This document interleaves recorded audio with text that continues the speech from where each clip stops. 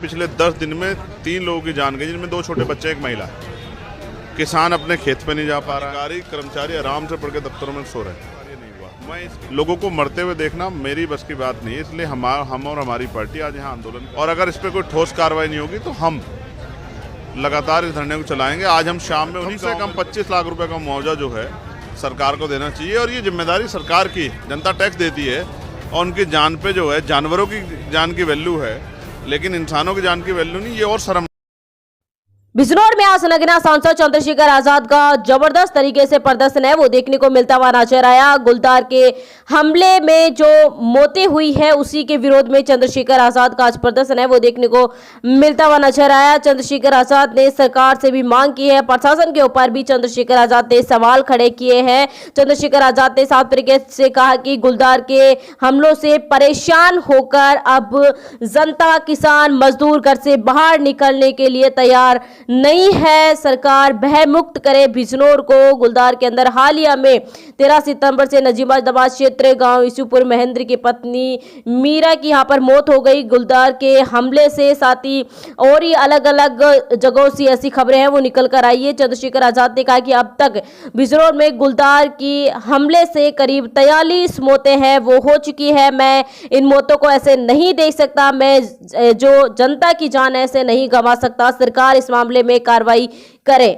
देखिए, हम लोग बिजनौर में हैं, लेकिन पूरे प्रदेश में ही जगह जगह पर कहीं गुलदार का, कहीं भेड़िए का, कहीं पे छुट्टा पशुओं का आतंक जो है वो लगातार जारी है। इस आतंक से कहीं किसानों की फसलों का नुकसान हो रहा है, और एक आतंक जो बाढ़ का भी है,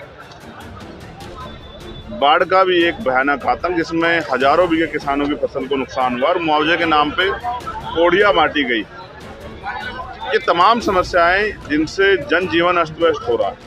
हमारे बिजनौर जिले में 100 से ज़्यादा, 130 से ज़्यादा गांव गुलदार के हमलों से प्रभावित हैं। पिछले कई सालों में लगभग 50 लोगों की जान जो है गुलदार के हमले में गई, सैकड़ों लोग घायल हुए।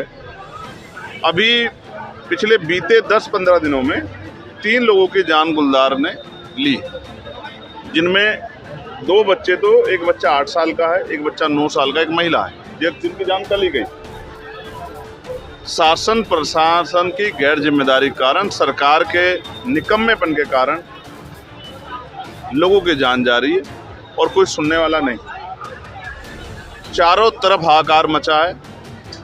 जिस क्षेत्र में हम लोग हैं ये किसानी बाहुल्य क्षेत्र है। किसान खेत पे नहीं जा पा रहा है, किसान की फसल बर्बाद हो रही है, कोई पूछने वाला नहीं है।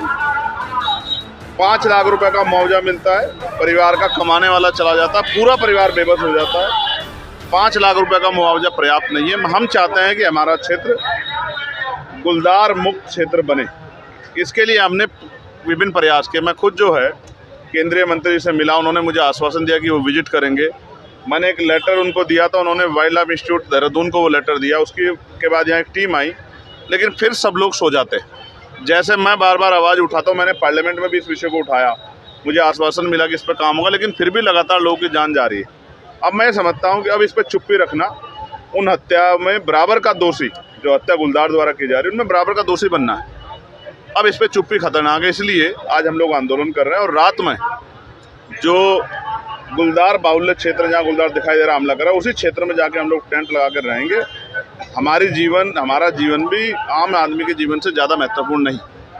जब हम अपने लोगों के, जिन लोगों के लिए हम लोग लड़ रहे हैं, उनकी रक्षा नहीं कर पा रहे हैं तो हम क्या करेंगे। हालांकि जिम्मेदारी शासन प्रशासन की है, पुलिस की है, एडमिनिस्ट्रेशन की है, ये फॉरेस्ट की जो हमारी टीम है, DFO हैं और जो अधिकारी उनकी टीम, उनका काम है। लेकिन संवेदनाएं खत्म हो गई अधिकारियों, कोई जाके नहीं झांकता है, कोई पूछना नहीं चाहता, कोई जानना नहीं चाहता कि ये हमले कैसे होंगे। गुलजार वहाँ से पकड़ते हैं, बरेली से आतंकखोर गुलदार पकड़े, इधर छोड़ दिए।